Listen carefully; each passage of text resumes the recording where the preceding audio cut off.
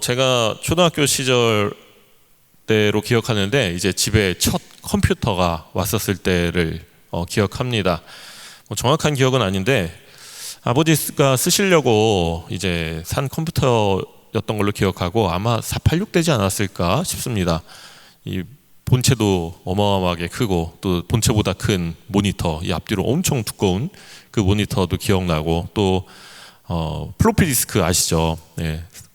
이 두 가지 사이즈가 있는데 그 플로피 디스크 검정 거 그거 넣었다 뺐다 뭐 게임하려고 또 이렇게 설치했다가 뭐 그랬던 기억이 있습니다. 그리고 또 도스 운영 체제였으니까 이 검은 화면에 초록색 글씨들도 이렇게 기억이 납니다.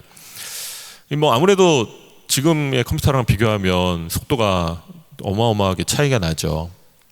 뭐 이렇게 친구들하고 이제 게임 하나 좀 하려고 그러려면 이제 플로피 디스크 이제 꽂아서 이제 설치해야 되는데 이게 좀 설치가 잘 되면 좋겠는데 이게 항상 약 올리는 건지 99%까지 잘 가다가 머뭇거리고 멈춰요. 이제 고민하는 거죠. 아, 얘가 99%에서 100% 가려는 건가?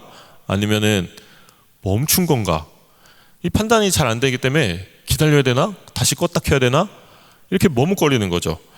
아, 이게 분간이 안 되니까 이 껐다가 켰다가를 꽤 여러 번 반복했던 기억이 있습니다. 이 99%인데 그 1%가 넘어가지 않으면은 아무것도 진행이 안 되는 거죠. 그 1% 때문에 애가 타고 또 이제 마음 애달게 하고 이 사람 미치게 하는 그런 1% 기다렸던 시절이 생각이 납니다. 몇 달 전이었을까요? 저희 부목사님 중에 한 분이 커피 이야기 하신 적이 있어요. 네, 저도 참 커피 좋아합니다. 아실 만한 분들은 다 아시겠지만 저도 커피 참 좋아하는 사람 중에 한 사람입니다. 인터넷 커뮤니티에서 이렇게 여러 가지 장비도 알아보고 또 원두도 사고 이제 그래요. 예전에는 그냥 가지고 있던 기본 장비로만 이렇게 커피를 내리고 그 가끔씩만 내리고 대부분 이제 캡슐 커피 먹거나 뭐 카페에 가서 커피 한 잔 사 먹거나 이제 이랬었는데 작년부터 이제 갑자기 원래도 좋아했는데 급격히 관심이 쏠리면서 이제 내가 가지고 있던 장비들 10년 이상 썼었거든요. 그래서 좀 바꿔야겠다 싶어서 이렇게 여러 가지 것들 알아보고 있었습니다. 그래서 작년에 이렇게 여러 가지 커피 장비들 알아보다가 이제 커피의 원두를 갈아야 되니까 드립해서 먹으려면 그래서 핸드밀을 이렇게 알아보는데 이 제일 유명한 게 독일 제품이더라고요. 그런데 또 가격도 꽤 있는 거예요. 뭐 요즘에 어느 분야나 다 마찬가지지만 이 가성비 제품들이 참 많잖아요. 네, 그래서 꼭 저 돈을 주고 저거를 사야 될까? 굉장히 많이 사는 거예요. 결국엔 저걸 사게 된다. 뭐 이러는 이야기들이 너무 많으니까 그래도 가성비 많은데? 라는 생각을 하면서 이렇게 찾아보니까 저 같은 생각을 다 하고 계시죠. 그러니까 게시판에 글들이 꼭 그거 사놔야 되나요? 이거랑 저거랑 뭐 비교하면 뭐 어떤가요? 저 돈 주고 샀을 때 저만한 가치가 있나요? 저렇게 진짜 커피 맛이 다를까요? 뭐 저뿐만 아니라 아주 수많은 사람들이 똑같은 질문을 반복하고 있어요. 그럼 거의 비슷한 댓글들이 이렇게 달리죠. 그런데 제가 수많은 댓글 중에 그 여러 가지 수십 개, 수백 개의 게시글을 봤는데 기억나는 댓글이 한 개가 딱 있었습니다. 그게 뭐였냐면 어떤 한 분이 그렇게 댓글을 달았어요. 실제 커피 맛은 1% 차이밖에 되지 않을 수 있습니다. 그런데 그 1%가 사람 미치게 하는 겁니다. 네, 기가 막힌 댓글이었습니다. 오늘 호세아 안에서도요, 이스라엘 백성은 하나님에 대해서 아주 열심이었어요. 제사도 드리고 번제도 드리고 하나님께 할 거 다 하는 그런 백성들이었습니다. 이를테면 99% 열심을 내는 이스라엘 백성들이었죠. 그러나 그 열심이 잘못된 방향으로 가고 있었어요. 그러하니 6장에서 여호와께로 돌아가자. 호세아는 자꾸 그렇게 외치고 있는 거예요. 여호와께 돌아가자. 너희 잘못된 걸 하고 있다. 그 열심이 소용이 없다. 무익하다라고 말하는 것이죠. 이스라엘 백성은 도움 얻으려고 아수르를 찾았습니다. 그러나 도움 어디에서 오는 겁니까? 아수르에게서 오는 것이 아니에요. 바로 하나님에게서 오는 것입니다. 자기들의 처지와 상황 벗어나려고 강대국을 그렇게 찾고 의지해야 될 게 아니라 하나님을 찾고 하나님 앞에서 회개했어야 되는 그런 이스라엘 백성들이었죠. 그러면 3절의 말씀처럼 하나님께서 새벽빛같이 그리고 때마다 내리는 그 비처럼 그 이스라엘 백성들에게 은혜를 베풀어 주셨을 것입니다. 그런데 현실은 어떠했습니까? 4절 상반절 말씀 보면요, 이렇게 말씀하세요. 에브라임아 내가 내게 어떻게 하랴? 유다야 내가 내게 어떻게 하랴? 하나님께서 묻고 계시는 거예요. 하나님께서 몰라서 묻고 계시는 것일까요? 그렇지 않습니다. 결코 아니죠. 이제는 지쳐서 더 이상 뭘 어떻게 해줘야 될지 몰라서 하나님께서 그러시는 거예요. 사랑하는 내 자녀, 내 백성인데 해줄 만큼 다 해줬고 이야기해줄 만큼 다 이야기해줬어요. 그런데 아직도 사망의 길로 걸어가는 저 백성이니 참 가슴 아픈 하나님, 쟤네들을 어떻게 해야 될까라고 그 당혹스러운 마음으로 묻고 계시는 것이죠. 무엇이 이토록 하나님을 당혹스럽게 만들었을까? 앞서서 말씀드린 대로 이스라엘 백성은 제사도 드리고 번제도 드렸어요. 그 99% 열정을 내서 했습니다. 나름대로 할 만큼 한 백성들이었죠. 그렇다면 하나님께서 욕심을 내는 것일까요? 야, 너네 이 정도로 안 돼. 99% 안 돼. 100% 해야지. 그렇지 않습니다. 무엇이 잘못되었기 때문인 것이죠. 무엇이 잘못되었을까? 4절 하반절에 하나님께서 바로 이렇게 말씀하십니다. 너희의 인애가 아침 구름이나 쉬 없어지는 이슬 같도다. 이스라엘 백성은요, 주께서 새벽이나 비처럼 확실하게 자기들에게 오셔서 우리를 건져주시고 우리를 구원하실 것이라는 그러한 것을 확신하고 있었어요. 그런데 이렇게 말하고 하나님을 이렇게 우리를 건져주실 것이다 라고 이야기하지만 이거는 말로만 그렇게 번지를 했던 거예요. 하나님을 진정으로 사랑하지 않았던 백성들이었죠. 그러니까 하나님께서 너희의 인애가 아침 구름이다 쉬 없어지는 이슬과 같다라고 말씀하시는 것입니다. 여기서 인애, 우리가 잘 아는 대로 히브리어로 헤세드를 말합니다. 헤세드는 사랑, 인자, 인애로 번역되는데 보통 하나님께서 자기 백성을 향한 그 지극한 사랑, 변함없는 사랑을 표현할 때 헤세드가 쓰입니다. 한마디로 헤세드는 충성이 전제되어 있는 단어예요. 내가 이렇게 변함없이 너희를 사랑한다, 이런 단어이죠. 요나단이 다윗에게 자신의 집안을 살펴달라는 맹세를 하면서도 헤세드가 쓰였고요. 또 예레미야 2장에서도 하나님과 백성과의 관계를 혼인관계로 설명할 때도 헤세드가 쓰였습니다. 헤세드는 즉 충성하는 사랑, 변함없는 사랑을 뜻하는 것이죠. 이스라엘 백성은 쉬 변질되는 사랑을 한 것입니다. 하나님께서 번제와 제사는 드리고 마땅히 해야 할 일은 하는데 그 안에 진정한 사랑과 헌신이 없었던 거예요. 결혼으로 비유하자면 한 집에 살면서 결혼관계를 유지하고 있는데 그 부부간의 사랑과 신뢰 없이 형태만 유지하고 있던 것이죠. 이스라엘 백성의 상태가 이러하니 하나님이 내리시는 결과가 어떠하겠습니까? 뻔합니다. 5절 말씀에 이렇게 말씀하고 있습니다. 그러므로 내가 선지자들로 그들을 치고 내 입의 말로 그들을 죽였노니 내 심판은 비처럼 나오느니라. 내가 원하는 것, 내가 하고 싶은 것, 내가 이루고 싶은 것, 그런 것들이 아니라 하나님이 원하시는 것이 있다는 겁니다. 우리는 그것을 해야 돼요. 6절 말씀에 결국 하나님이 원하시는 게 무엇인가 이렇게 말씀하고 계세요. 나는 인애를 원하고 제사를 원하지 아니하며 번제보다 하나님을 아는 것을 원하노라. 아멘. 이스라엘 백성은요 99%는 갖추었습니다. 제사도 드렸고 번제도 드렸어요. 하지만 하나님이 원하시는 것은 그럴싸한 겉모습과 종교적인 모습이 아니었습니다. 하나님이 원하시는 것은 단 1%의 마음, 백성들의 진심을 원하셨던 것이었습니다. 주님께서 베드로에게 물으셨죠. 내가 나를 사랑하느냐? 그 질문에 우리는 진심으로 네 주님 그러합니다 라고 대답할 수 있어야 하겠습니다. 내가 진정 나를 사랑하느냐? 다시 물으시는 질문에 네 주님, 제가 주님을 진정으로 사랑합니다, 그렇게 고백할 수 있는 우리 모두가 되기를 간절히 바랍니다.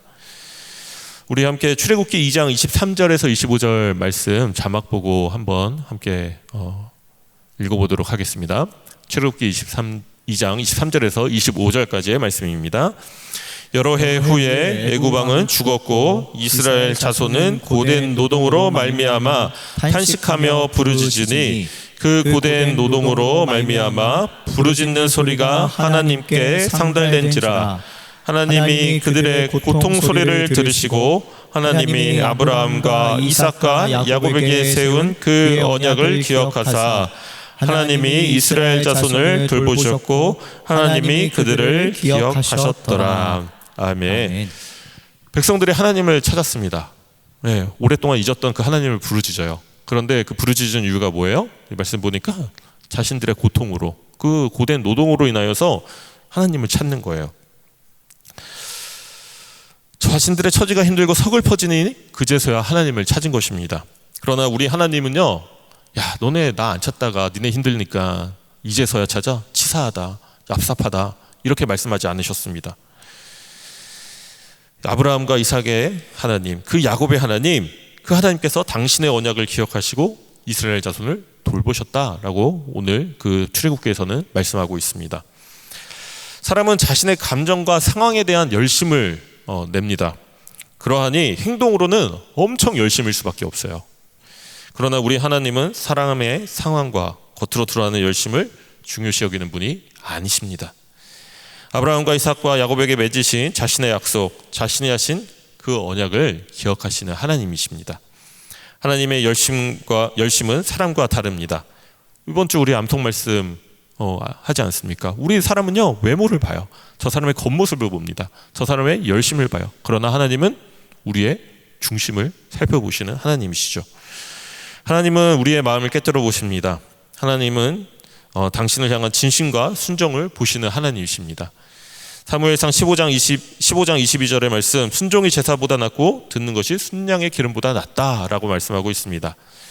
이제 다시 한번 주님의 그 질문을 상기해 보기를 바랍니다. 내가 나를 사랑하느냐? 그러면 내 양을 치라 라고 말씀하셨습니다. 하나님 찾으시는 한 사람, 하나님 바라시는 예배의 참된 모습은 겉모습만 그럴싸한 사람이 아닙니다. 99%의 그런 노력들, 아무것도 아닌, 하나님께서 보시지 않는 그런 노력, 그런 헛된 열망이 아니라는 것이죠. 종교적 열심과 화려한 그런 섬김의 모습도 아닙니다. 하나님이 원하시는 것은 큰 것을 바라시는 것이 아닙니다. 단 1% 하나님을 향한 진심 어린 사랑의 마음과 순종을 보시는 하나님이십니다. 여러분, 직장에서 일을 어떻게 하세요? 보통 직장이라 하면요, 어떻게 하면 효율적으로 할까, 능률을 올릴 수 있을까, 그런 거 많이 고민합니다. 근데 뭐 직장뿐이겠습니까? 가정에서도 그렇고요, 우리 교회 안에서도 그러합니다.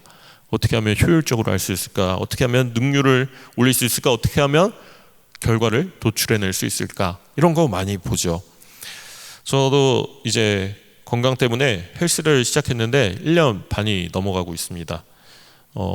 건강 때문에 시작했는데 하다 보니까 조금씩 욕심이 나죠. 1% 근육 올리고 싶고 1% 지방은 덜어내고 싶고, 얼마나 많은 땀을 흘리고 노력을 기울여야 이것이 가능한지 운동해 본 사람들은 알아요. 어지간해서는 되지가 않습니다. 1%? 1%? 뭐 어려워? 정말 어려워요. 안 돼요. 그 1%가 너무 어려운 거예요. 제가 일산에 계시는 어머니를 뵙고 뭐 시간이 허락된다면 자주 들리는 카페가 있습니다. 그곳에서 이제 드립커피를 주문하면 사장님이 굉장히 정성스럽게 내려주세요. 뭐 에스프레소 라떼 종류나 뭐 그런 아메리카노나 굉장히 정성스럽게 내려주세요. 한 번은 굉장히 늦게 나오는 거예요.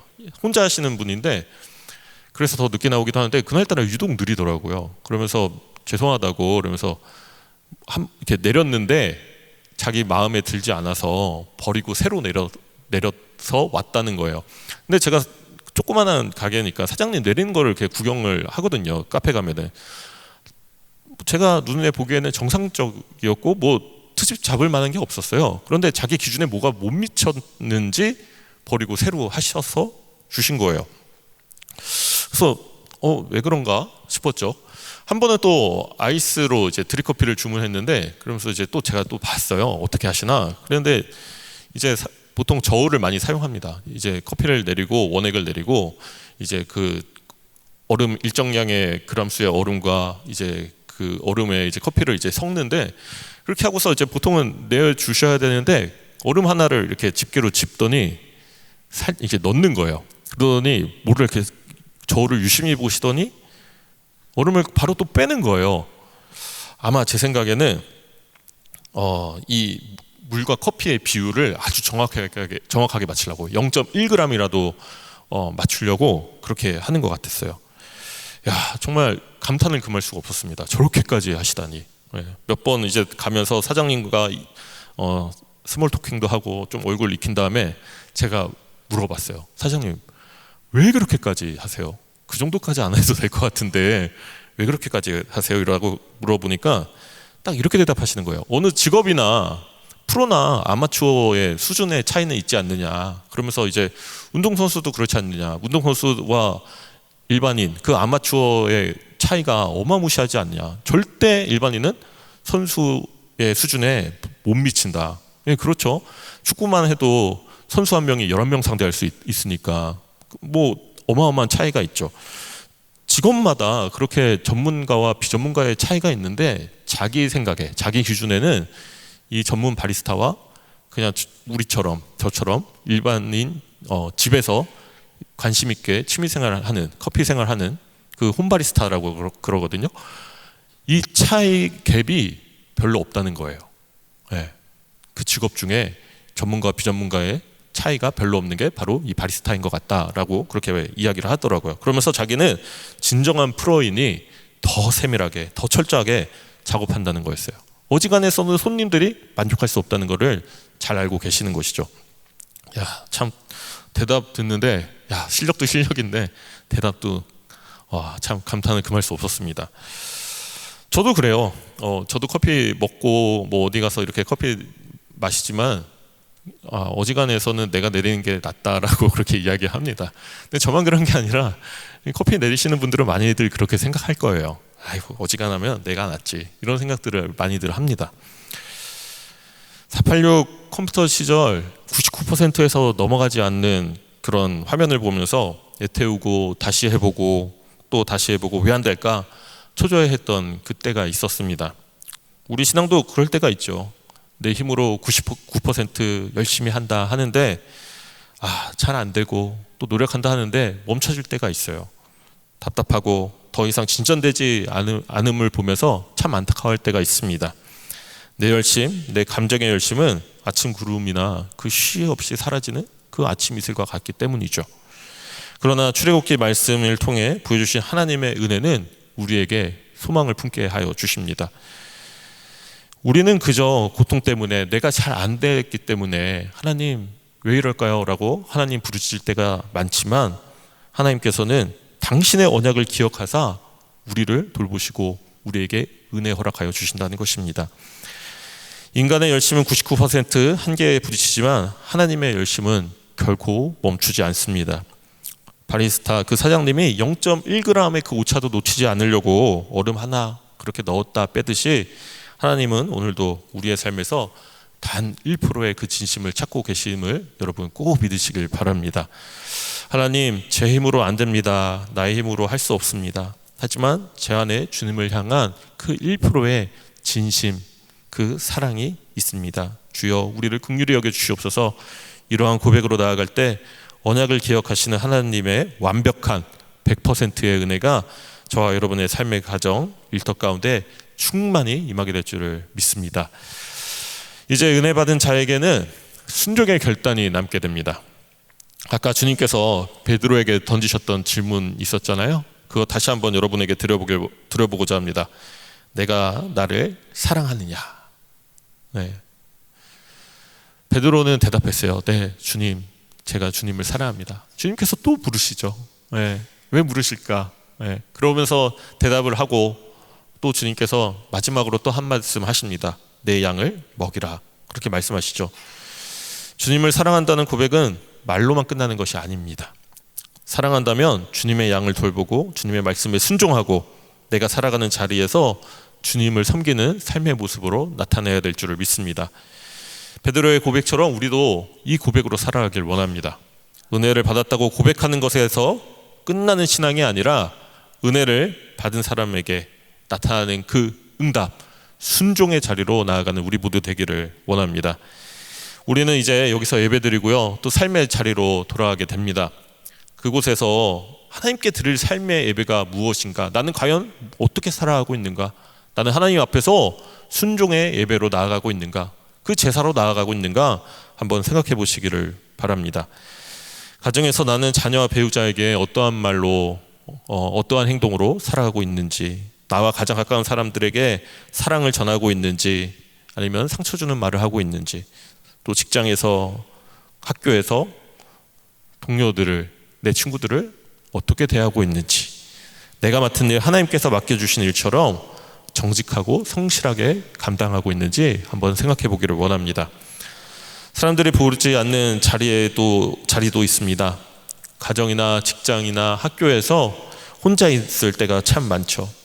그럴 때에도 우리 무릎 꿇고 하나님 앞에 기도하고 있는지 생각해 보기를 원합니다. 말씀 읽고 그 말씀대로 살아내려고 애쓰고 있습니까? 사람들이 알아주는 그리스도인이 아니라 하나님께서 보시는 자리에서 믿는 자의 모습으로 살아가고 있는지 함께 고민하길 원합니다. 사랑하는 성도 여러분, 하나님께서는 우리의 거창한 열심보다 우리의 진심을 보고 계십니다. 많은 일을 하는 것보다 하나님을 사랑하는 마음으로 온전히 순종하는 것을 하나님은 기뻐하십니다.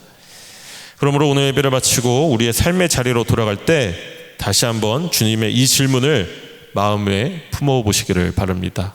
내가 나를 사랑하느냐? 그리고 우리의 대답이 단지 입술의 고백으로 끝나지 않기를 바랍니다. 주님, 제가 주님을 사랑합니다. 그 고백이 우리의 가정에서도 나타나고 여러분들 삶의 자리, 직장, 학교 그 모든 곳에서 나타나길 원합니다. 우리의 관계 가운데에, 우리의 보이지 않는 삶 속에 그렇게 나타내지기를 간절히 소망합니다. 그렇게 1%의 열심이라도 하나님을 향한 진심으로 시작하여서 매일의 작은 순종으로 이어지는 우리의 삶이 되기를 축복합니다. 하나님을 힘써 알고 하나님께 진심을 드리고 하나님을 사랑하며 그 사랑을 순종으로 살아내는 우리 모두가 되기를 주님의 이름으로 간절히 축복합니다.